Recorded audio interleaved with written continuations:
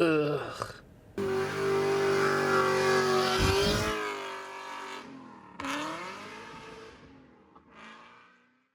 Well, first off, welcome to Tahiti episode, I'm calling this 5. So, yeah, yesterday I finished up the 0 to 60 in the E-fan video, came home from work that night, and I come to a stop sign. I see my oil pressure, well, the dinger came on saying check oil pressure on the little screen, and then I look at the gauge, it's on 0. So my first instinct was, I gave it a little gas to see if the gauge would come up, because, you know, the gauges in these are pretty wonky. Granted, I had mine rebuilt, but you never know. It's easier to condemn your engine than, you know, look into other places, and gauges are a common issue, so I figured, maybe the gauge is wonky or the sender or something. So I gave it a little gas, it came up, and from here it's been sitting at like about 20. And I came out this morning, I wasn't planning on making this video because when I came out this morning, it was on 40 again. It was on 40, a little bit higher. Nothing wrong. I start driving down the street, it goes down to 20 again and approaching 0. So there's definitely something weird going on. And yeah, I decided to put this in here as an episode because we're building a 16, 17-year-old vehicle, 241,586 miles. Stuff that you don't expect to happen is going to go wrong, so I figured, you know, this is probably a good time to put this in here, because if I need an engine, that's like the ultimate, like, oh shit, that was not supposed to go wrong. But we're going to do a little diagnosing today, see if hopefully her engine isn't screwed up. And yeah, I mean, I guess we'll start by hooking up to HP tuners, and we'll see if what the gauge is showing is actually relevant to what the engine's doing. So what I'm using here is HP tuners. I had a couple people ask me about this with the video I put up yesterday, the E-fan video. This is just, this is tuning software for like old LS engines. It's expensive though. It's like $600-700, I believe, to get it with the little dongle. And you can't just download this and just hook up yourself. You need to get it from their website and pay for it. And then you need to, you know, you got to pay for credits to actually register the VIN. But once you register your VIN, I think it's like $125 a credit, at least as what I can remember. You could go in here and change as many things as you want, but it's, you know, it's definitely going to be cheaper for you guys to go to a tuner if you do want to do the thing with the fans. Anyway, basically, I'm just going to come in here. I want to see if the computer is reading the same number the gauge is showing for oil pressure.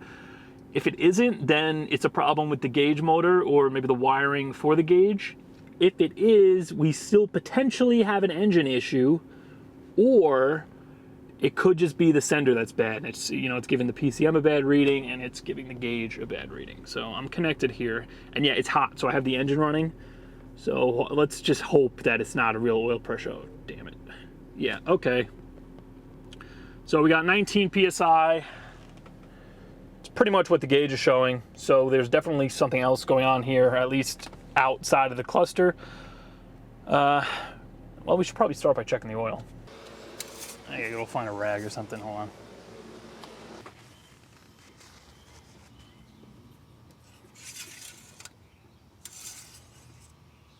Yeah, just like I thought, oil's fine. This is why I've had it running this whole time. So I'm like, the oil is definitely in there. So if it's screwed and it really doesn't have any oil pressure or low oil pressure, it's gotta come out anyway, but. All right, well, at least there's oil. Let's head down to the garage, let this thing cool off. The next step is gonna be I gotta get back here and pull the oil sensor. I think I'm just gonna swap it out, because if I'm 95% sure the LS ones, they got a larger thread than the old school, I think the 1/8 or the 1/4, whatever the hell it is, like my Trans Am, like those old small blocks have. So my mechanical gauge isn't going to screw into this, and I don't think I have adapters. All right, guys, so it is the next day. I ended up bringing Tahiti down to the garage, left her outside to cool off overnight because it's freaking hot out this week. And turns out I do have a few adapters in my oil pressure testing kit here. I don't know if it's this one or this smaller one. That's the LS style. Hopefully one of these fit. So let's go outside. We're going to pull that sender, pop this on, and we'll see if this is actually reading what the electronic sender is reporting. And before we get to that, being it is stone cold right now, let's start it up and see what we get for oil pressure.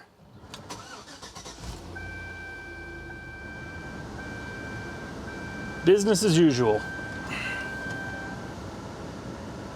Now, if it behaves just like it did the past 2 days, after it warms up a little, it's going to start to nosedive kind of down to 0. Well, I just took it for a few laps. Yeah, no problems. Perfect oil pressure. I don't know if she's just being nice because it's Father's Day and she doesn't want Papa to have to do a friggin' rebuild on her. But for today, she has oil pressure. I can't say the same for Monday, but let's pull that sensor out. We're going to go down to ass zone. I'm going to swap it out. And I guess we'll call that fixed. It's funny, I only changed this thing because I changed the transmission, and while it was back there, it was really easy to access. But I mean, the original one was in there covered in crust, probably from '04. And it was working without an issue until I pulled it out. Of course, I go and put something from AutoZone in here because I figured, hey, a new AutoZone one is probably better than a 16-year-old, 200,000+ mile factory one. But oh no, that is not the case. Oh yeah. There's your problem. Oh God, the pollen. Oh yeah. Sensor is leaking through the connector. So I'm gonna get a little electric wash, clean that off. We're gonna pull that piece of shit out, go get it swapped out, and that should be the end of this. Well, until it fails again. I'm definitely gonna order an Acdelco and just keep it on hand. So when it goes out again, I'm not putting the AutoZone one back in, but that's all that's really available today because all the local parts places that carry the good stuff are closed. All right, well, I don't actually have electric wash, so AutoZone caused the mess. AutoZone's gonna clean it up, and then I'm just gonna hit it with some, I got silicone electrical spray. Waterproofs, protects, and lubricates electrical components. Let's get the oil out of there.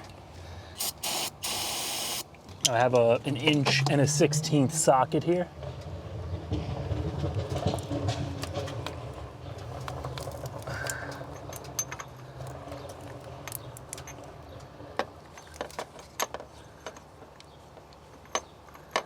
I'm pretty sure this is the correct size. We're on. Oh God. Yeah. So much for waiting a day for the thing to cool down, and I just friggin' warmed it up. What is going on back here? What the heck? Is this thing loose?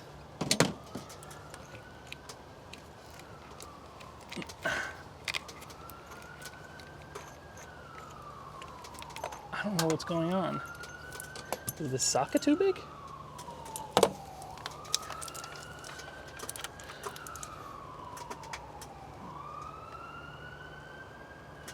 It's not loose. It's definitely friggin' leaking though. Well, it's definitely not 1 1/16 inch. It's way too big. So I'm gonna go run down to AutoZone. I'm just gonna grab the socket, not the socket, I'm gonna grab the sensor, a matching socket that fits it, and then I'll just have to go back with the old part and have them refund me for the warranty. All right, well, I'm back. Got a replacement sender.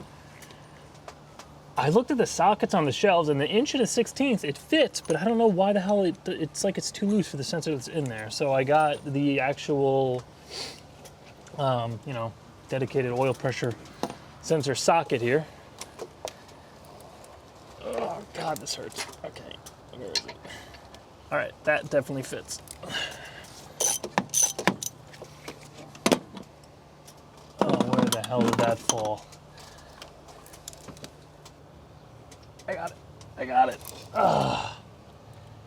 This piece of crap. No doubt that was the issue. Leaking oil right through the connector. I guess it couldn't handle the 0 to 50 runs. Come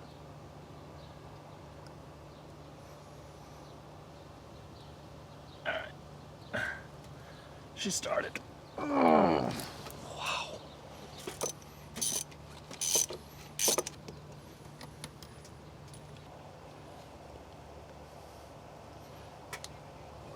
connector's on.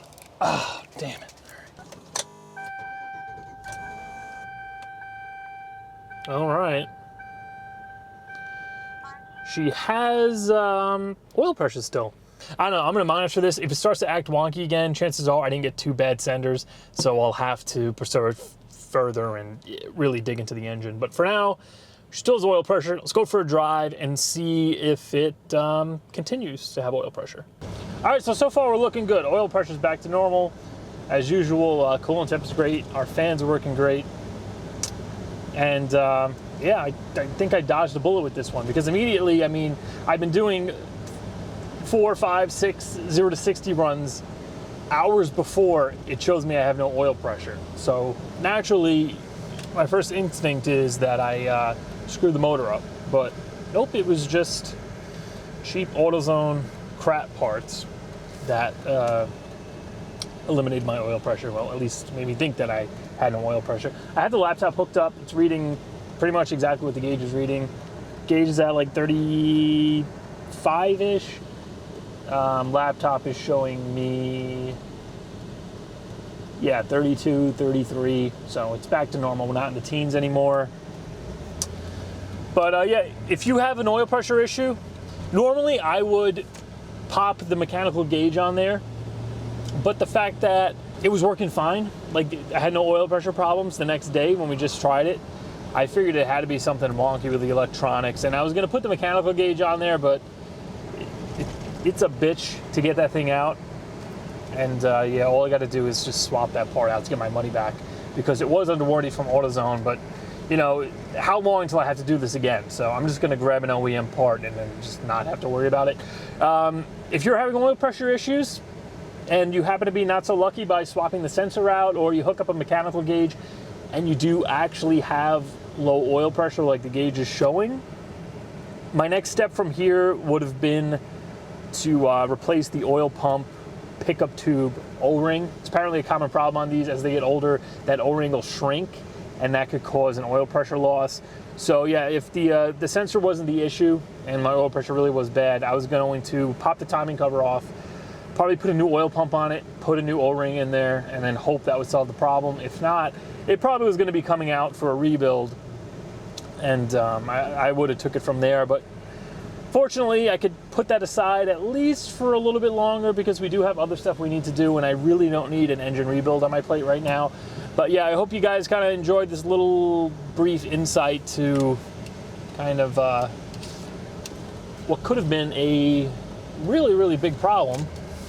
And yeah, if you're building something, you got to be ready and be prepared to kind of expect the unexpected. And of course, I can't close the video out without mentioning LsxMatt hats are still available. So if you want to go grab one, link is going to be down in the description, along with all the parts I use. I'm going to link an oil pressure sensor that isn't a piece of crap down there. So I'm going to try to find an OEM one if you do want to pick that up, along with the specialty socket.